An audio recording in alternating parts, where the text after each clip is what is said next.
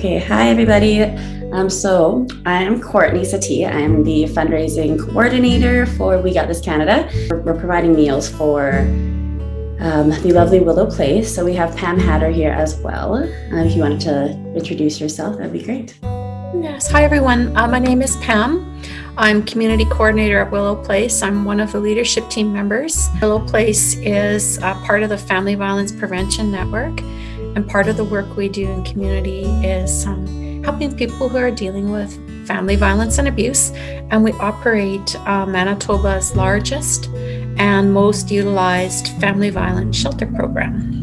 So we have meals from cilantros coming, vegetarian and non-vegetarian options. Really super grateful for them. We have meals from St. James Burger and Chips Company as well. So they're providing 10 meals as well, burgers and fries. So that's really exciting. And then I also just added in this little gift bag. There's a little sign in there. There's some candies, a pack of gum, some Jolly Ranchers, and a little flower. Okay, so I was just wondering how many children and adults can you house at once? Our capacity at our family violence shelter is 38 individuals. So, and depending on the configurations of the families, but of course now with COVID, we've got to keep everyone in their bubble. So sometimes we're at capacity with a lower number. So that's challenging because this pandemic has created a lot of stress in the community.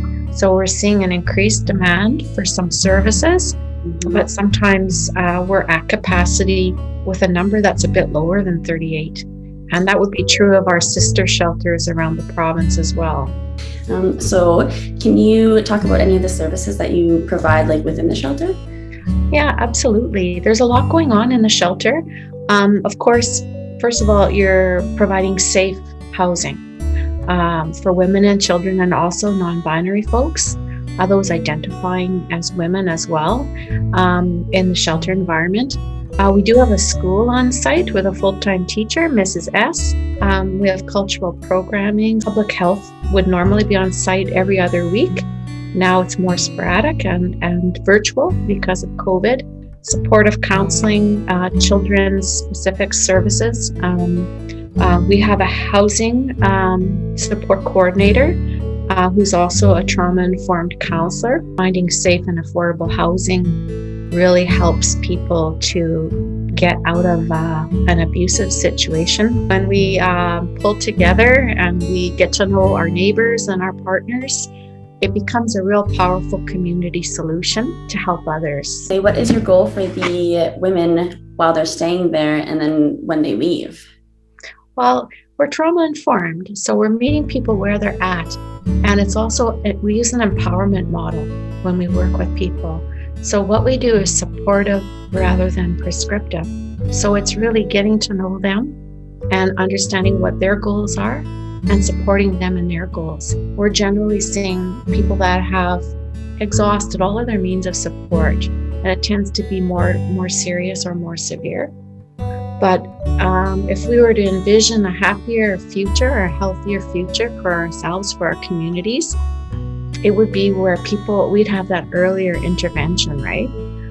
And there wouldn't be as much shame or stigma, and people would reach out and get that support and healing sooner, and so that they wouldn't have as much trauma or wouldn't be so much to recover from. So what are your thoughts on We Got This Canada's initiative to support the families currently in your shelter? I think you kind of touched on that. Forgive me. It's just really awesome. Yeah. Like I say, you get a call like that, it makes your day.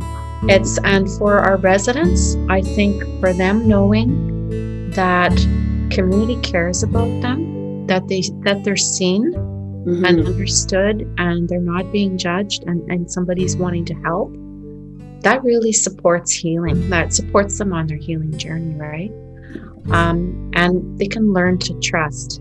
If they've been hurt in life, it's really hard to trust other people. And sometimes that's been for generations.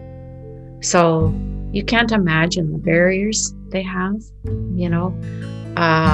So I think it has powerful healing energy, really, that gesture of kindness.